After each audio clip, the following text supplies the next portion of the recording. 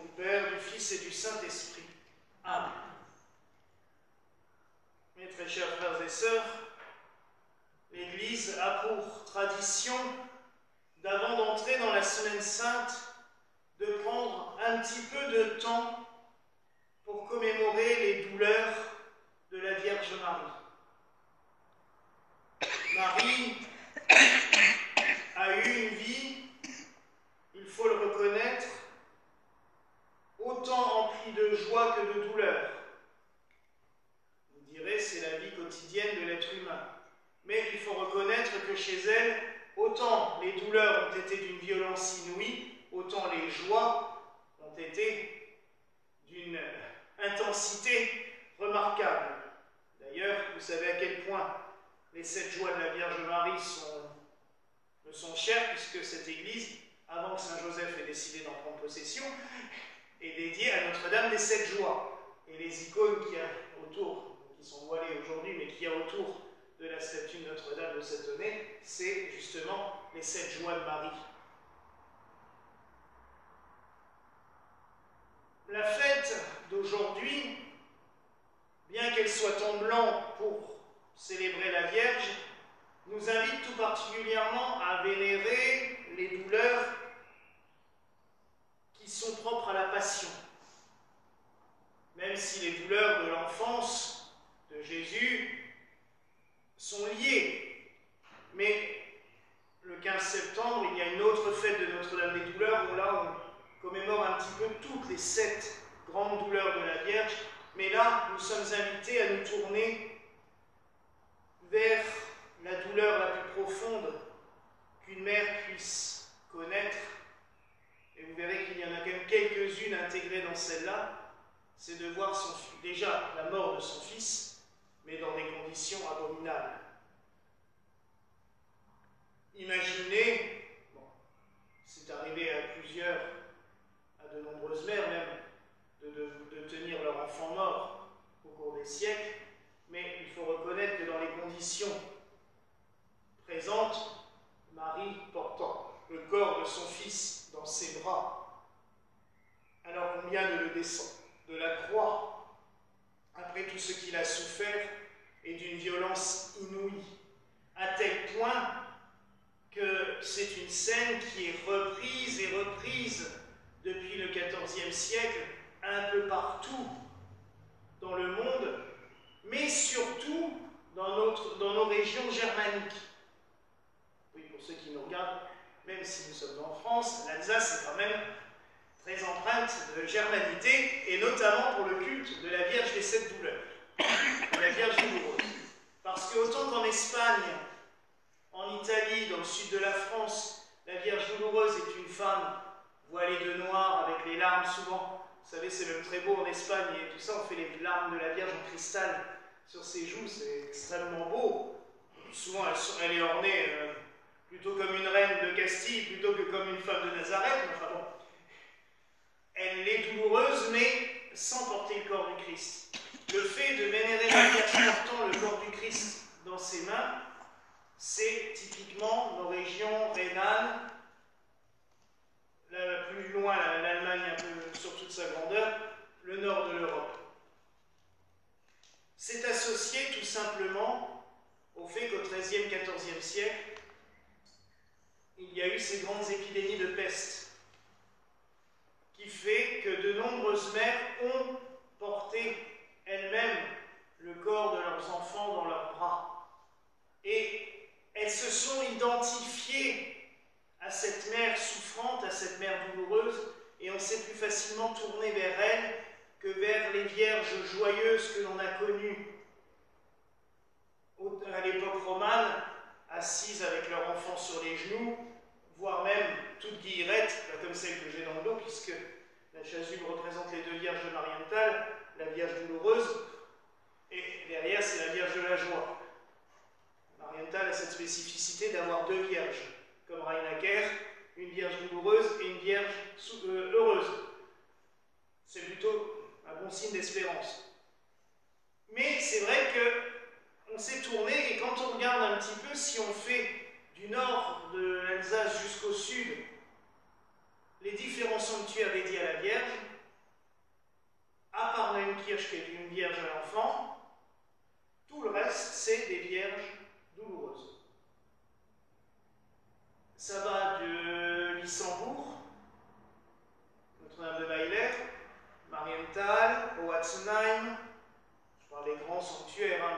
Strasbourg, puisque à Strasbourg, on a quand même 2 vierges douloureuses qui sont considérées comme miraculeuses. Celle qui est à l'église Sainte-Aloïse, qui est à l'origine de Notre-Dame de la Citadelle, était dans une chapelle dans le parc là où il y a le parc de la Citadelle maintenant, et l'autre vierge douloureuse qui est dans la cathédrale de Strasbourg, dans la chapelle Sainte-Catherine, où on peut vénérer cette Pietà qui date du Moyen-Âge et qui est une vierge de pèlerinage. Par ici, on a Notre-Dame de la Tissaille, à quelques kilomètres d'ici. Il y a le Lichtenberg, le Bruderberg aussi. Et on continue comme ça jusqu'à Tirenbach. C'est des vierges douloureuses, des vierges souffrantes. Il y a même des endroits où on a changé. Par exemple, Notre-Dame de Tirenbach était une vierge à l'enfant. Et à une époque, on a enlevé l'enfant pour mettre le Christ douloureux à la place. C'est pour ça que le Christ douloureux a l'air microscopique à côté de sa mère, parce qu'il n'a pas du tout la même facture. Mais pour dire à quel point c'est vrai qu'il est peut-être extrêmement facile pour les humains de s'identifier à cette mère en souffrance. Parce que l'on se dit, et à juste titre, elle a connu la souffrance, elle comprendra la mienne. Elle a connu mes douleurs, elle comprendra les miennes. Elle pourra m'aider, me soutenir. Peut-être même que par la prière, elle pourra me conseiller, me conduire. Et ça, c'est quelque chose que je trouve extrêmement beau. Car la souffrance de Marie, et il y a un terme pour la fête d'aujourd'hui, on appelle aussi cette fête Notre-Dame de la compassion. C'est-à-dire qui a partagé la passion de son Fils. On ne pourra jamais dire autrement. Une mère est viscéralement attachée à ses enfants. Elle l'a au fond d'elle. Même si elle ne le montre pas, si son enfant souffre, elle le sentira au plus profond d'elle, aussi bien que si on lui avait arraché directement le cœur. Et Marie, c'est ce qu'elle a vu. Mais non seulement elle a vu son fils mourir, mais elle a surtout vu son fils calomnié, torturé, moqué, fouetté en public, promené sur le chemin de croix, traité comme le pire des voleurs. Il va mourir comme un esclave. On ne lui laisse même pas son statut d'être humain. Et je vous rappelle que les esclaves, c'était des meubles. Ça valait autant qu'un meuble à l'époque. Là, on va la tuer comme on va tuer Jésus comme un esclave. Le pire du pire. Et elle voit ça. Et elle souffre avec lui. Et elle le recueille dans ses bras. Et ça, c'est inouï si on y pense. Mais c'est aussi par cela qu'elle devient notre mère. Le Christ n'a pas donné Marie comme mère à Saint Jean pour rien. Il l'a donnée à toute l'humanité. Et en la donnant à toute l'humanité, il aurait pu le faire 6 mois avant, longtemps avant. Non, il le fait au moment de mourir. Il nous la laisse en héritage. Mais dans le bon sens du terme, pas comme un meuble. Il nous la laisse en héritage.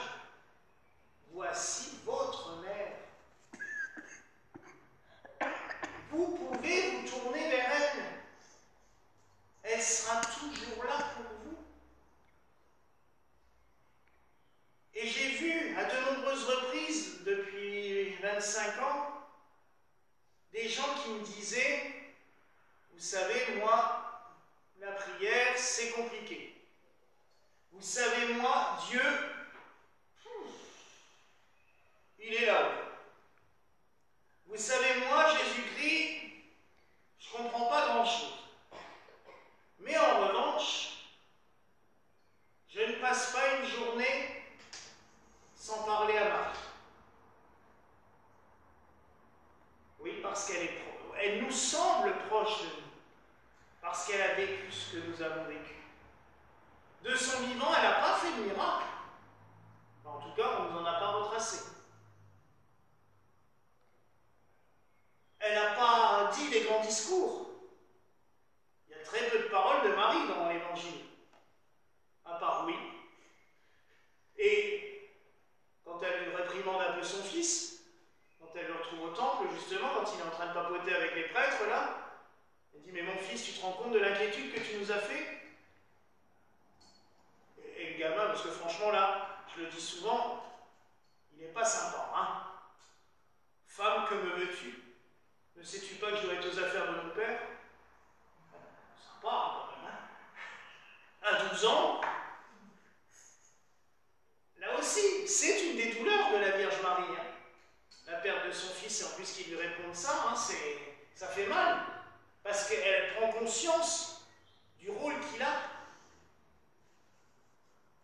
Mais malgré tout, elle est là, présente. On ne sait pas ce qu'elle dit. On ne sait pas comment elle réagit. Les évangélistes ne sont pas rentrés dans les détails. On sait qu'elle est là, au pied de la croix. On sait par la tradition qu'elle a croisé Jésus sur le chemin de croix. On sait aussi qu'elle a accompagné par la suite les apôtres dans le Cénacle, pendant les 10 jours entre l'Ascension et la Pentecôte. On dit même qu'elle a soutenu leurs prières. Mais on n'en sait pas plus. Et pourtant, elle est là. Et c'est pareil dans nos vies.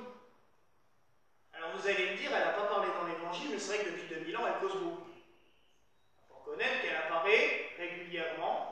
Et comme on parlait avant de mon ami Père Meuglin, et ça c'est une phrase qu'il a que j'aime énormément quand il nous dit « Marie, pourquoi est-ce qu'elle apparaît tout le temps?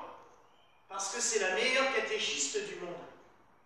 Elle fait du catéchisme. Elle n'arrête pas de nous rabâcher les évangiles depuis 2000 ans. Et comme on est franchement une bande de têtus qui ne comprenons rien ou qui ne voulons pas comprendre, bah régulièrement elle revient en remettant une couche, en disant mais il vous a tout donné dans l'évangile. Suivez ce qu'il vous dit. Elle nous répète la phrase qu'elle a dit à Cana, une de ses seules phrases notées dans l'évangile. Faites tout ce qu'il vous dira. C'est tout. Elle ne fait que ça depuis 2000 ans. Et franchement, on peut la remercier parce qu'elle ne se lasse jamais. Et pourtant, Dieu sait qu'on n'écoute pas des masses. Hein. Mais elle continue.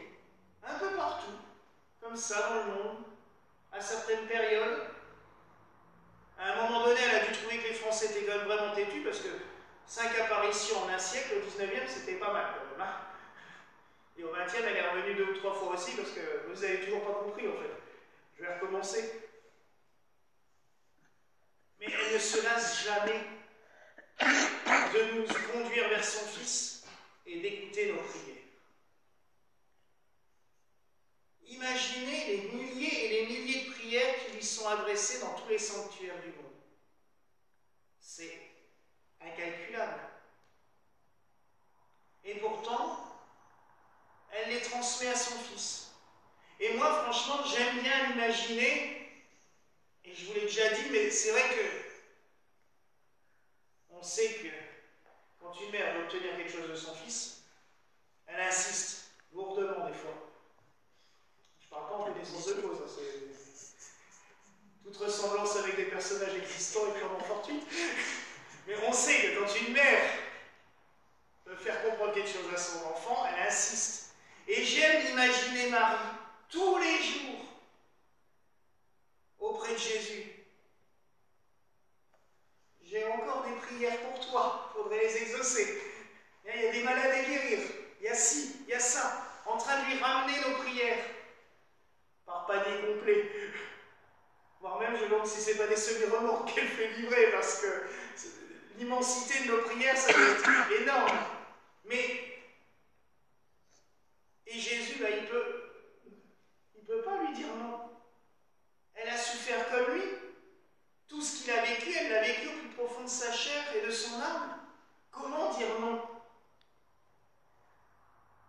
Par sa faute, elle a souffert, mais elle l'a fait en conscience, en connaissance de cause.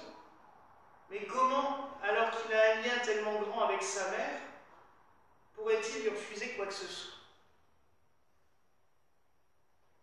Je me souviens d'une prière qu'on chantait quand j'étais enfant. La dame du catéchisme nous faisait toujours monter à l'église après la réunion pour chanter ça, on se mettait à genoux devant l'autel. Marie, la maman de Jésus, quand tout le monde te salue, moi je te dis tout simplement bonjour. Parle de moi à ton enfant. Pourquoi chercher plus loin? C'est tellement beau et vrai. Et là, nous célébrons ces douleurs, mais il y a un rite que j'aime énormément à la nuit pascale. C'est tout à la fin de la veillée. Les voiles sont enlevés. J'aurais remis le voile blanc sur la Vierge plutôt que ce voile noir qu'elle a eu pendant tout le carême. Et à la fin de la messe, on va devant l'autel avec le clergé, on encense la statue en chantant le Regina Coeli, qu'on va chanter pendant 50 jours. Reine du ciel, réjouis-toi, ton Fils est ressuscité des morts, alléluia. On termine quand même par prier Dieu pour nous. Hein. Mais on va lui chanter cela. Et ça, c'est tellement beau. Et pendant 50 jours, au lieu de dire l'Angélus tous les jours, 3 fois par jour, on chante le Regina Coeli. On continue à rayonner de joie avec elle. Et il y a une tradition en Italie, vous avez peut-être déjà vu cette vidéo passer, mais sinon j'essaierai de vous la partager quand je l'aurai pour la mettre sur les réseaux. Parce que c'est très beau. En Italie, il y a, je ne sais plus dans quelle ville, il y a une procession de la Vierge le dimanche de Pâques, et la Vierge est couverte d'un grand voile noir en deuil, et tout d'un coup elle arrive sur une place, et à l'autre bout de la place, on voit la statue du Christ ressuscité. Et à un signal donné, les porteurs de la statue de la Vierge et les porteurs de la statue de Jésus se mettent à courir l'un vers l'autre. Le voile de Marie s'envole, parce qu'il est attaché par des cordes, donc elle a un voile blanc, il y a des colombes qui se mettent à voler, et les deux statues s'embrassent. Mais je suis sûr que ça a été comme ça. Imaginez le jour de Pâques, quand Marie a vu son Fils ressuscité des morts, la joie, l'accueil qu'il y a dû avoir entre les deux. Mais ça a dû être merveilleux. Et c'est dommage que ça, les évangiles ne nous l'aient pas raconté. Alors oui, même si nous partageons aujourd'hui les douleurs de la Vierge Marie, nous partagerons aussi sa joie dans quelques jours. Et c'est ça qui est toujours beau. Il y a 2000 ans, ils ont partagé des douleurs sans savoir ce qui allait se passer. Vous savez, Christ, il avait beau dire il va ressusciter 3 jours après. Quand on voit son Fils mort, je pense que sur le coup, on a quand même du mal à y croire. Comme les disciples. Nous, on sait la suite. On sait la fin de l'histoire. On a de la chance.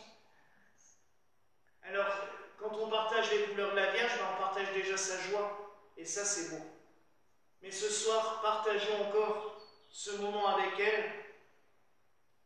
Si l'Église a choisi de faire une fête exprès pour cela, un peu avant la Passion, c'est parce que durant la Semaine Sainte, on n'a pas vraiment le temps. À part le Vendredi Saint où on chante le Stabat Mater, un peu rapidement à la fin de l'office du Vendredi Saint avant de porter le corps du Christ au tombeau. C'est vrai qu'on n'a pas tellement le temps de se consacrer à elle, malheureusement. Mais aujourd'hui, l'Église a choisi de faire cette fête, c'est pas pour rien, c'est pour qu'on prenne du temps, pour l'accompagner, pour lui dire, tu vois, on est là, auprès de toi. Quand tu souffres, on sera là aussi auprès de toi dans la joie de la résurrection. Ne nous oublie pas.